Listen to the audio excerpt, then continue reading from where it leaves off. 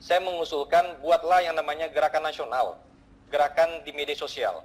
Buatlah tagar Save Guru Honorer 315, buatlah tagar Save Tendik Honorer 315, sosialisasikanlah ini secara nasional. Buatlah ini jadi trending nasional.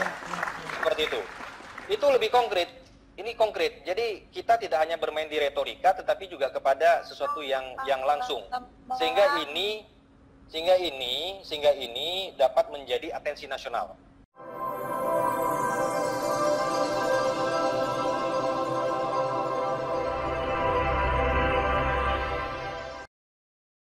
Demokrat Jawa Barat. Selanjutnya kami persilakan dari virtual sebelum kita akan mengakhiri, ada waktu masih 5 menit dari waktu kita yang kita sepakati. Pak Yanto, dari anggota dulu. Tadi ada yang dari anggota yang ingin menyampaikan. Ya, silakan virtual. Assalamualaikum warahmatullahi wabarakatuh. Selamat sore, salam sejahtera untuk kita semua. Yang kami hormati pimpinan, rekan-rekan anggota Komisi 2, beserta Bapak Ibu sekalian, pengurus daripada GTKHNK 315 Indonesia yang menyempatkan diri hadir secara fisik maupun virtual. Jadi saya singkat saja pimpinan bahwa izin, nama saya Bambang Patijaya, A284 Partai Golkar Dapil Bangka Belitung. Pimpinan, saya pikir kita harus memberikan atensi dan dukungan kepada para guru dan Tendik 315 ini secara nyata. Jadi saya sampaikan bahwa mereka ini bukanlah orang-orang yang sedang mencari pekerjaan, tetapi mereka ini hanya orang yang butuh penghargaan dan kepastian hukum. Mereka adalah guru-guru yang sedang bekerja pada saat ini. Faktanya seperti itu. Nah, inilah yang ingin saya sampaikan, dan kemudian saya beberapa waktu yang lalu juga menerima pengurus GTKHNK 315 dari Bangka Belitung. Mereka juga bercerita bahwa rata-rata mereka ini sudah lebih daripada 10 tahun menjadi guru atau tendik. Bahkan yang miris, anak didik mereka sendiri ini sudah banyak yang malah jadi PNS atau mungkin P3K itu sendiri, kan seperti itu. Nah, konkretnya pimpinan, saya pikir kita perlu segera melakukan rapat gabungan lintas komisi dan lintas kementerian, ya kan, komisi lain yang terkait dan kementerian terkait yang relevan dengan persoalan GTKHNK 315 ini.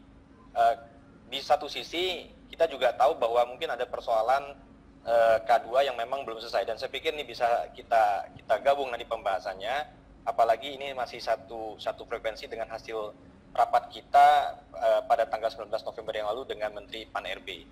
Nah, kemudian yang kedua, konkretnya berdasarkan usulan yang disampaikan oleh Bapak dan Ibu dalam penyampaian aspirasi tadi, saya pikir ada usulan yang mungkin bisa juga menjadi perhatian Bapak dan Ibu sekalian daripada GTKHNK 315 ini.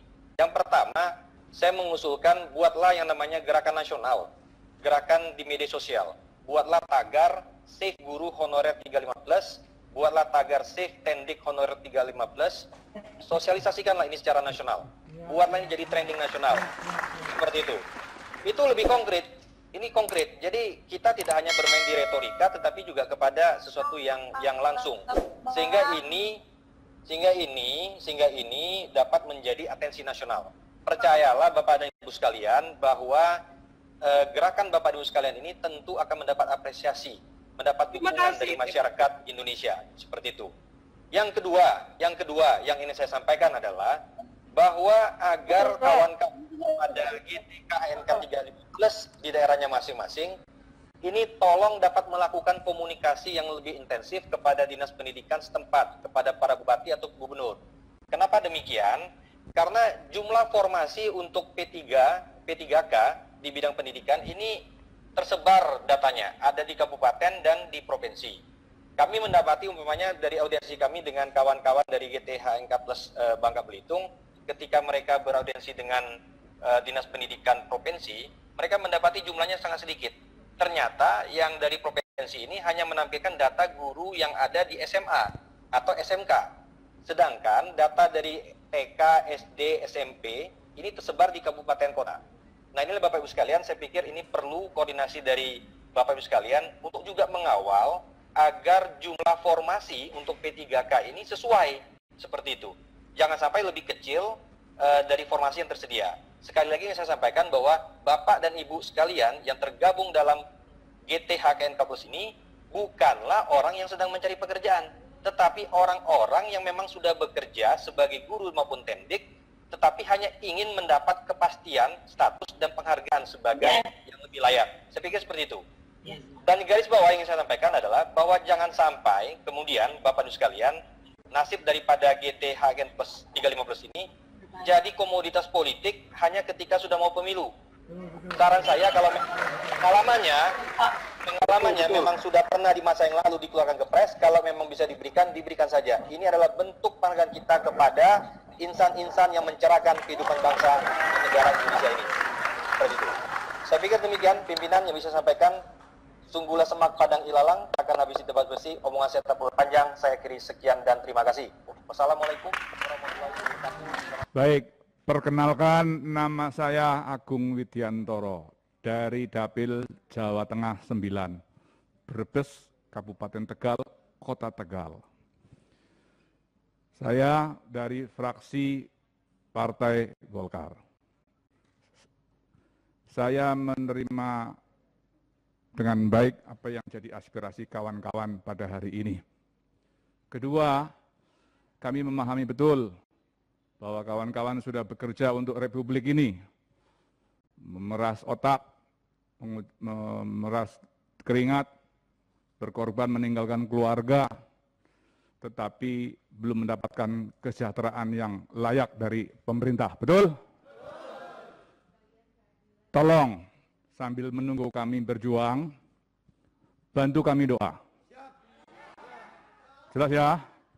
Kedua, tetap istiqomah, tegak lurus, loyal pada pemerintah Republik Indonesia. Ya, tanggal 9 Desember besok juga tetap menggunakan hak pilih saudara-saudara. Tukang kerupuk aja nyoblos, kenapa saudara-saudara yang pegawai Republik ini tidak nyoblos? Jelas? Awas, saya catat ini yang pada hadir di sini, kalau pada nggak nyoblos, biar Bang JG yang nyoret. Ya, itu. Selanjutnya, kami memahami di dalam rapat dengar pendapat dengan Kementerian PAN, ARB, kemudian BKN, dan seluruh stakeholder, termasuk Kementerian Dalam Negeri, bahwa pemerintah memiliki beban tanggung jawab untuk bagaimana mensejahterakan tenaga atau pegawai yang bekerja pada Republik ini. Tetapi juga kita memahami juga niat baik pemerintah untuk bisa mendapatkan tenaga atau pegawai Republik yang benar-benar memiliki kapasitas kemampuan. Kami paling getol bersama dengan pimpinan sidang itu untuk memperjuangkan kendala-kendalanya. Kalau kendalanya aturan, ini adalah lembaga politik yang membuat aturan. Ya, betul?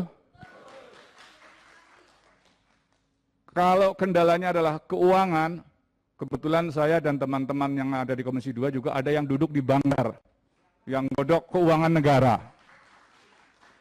Ya, selama kita mau duduk satu meja, kemudian dengan mimpi yang sama, kadang ada orang tidur seranjang, tapi mimpinya beda-beda.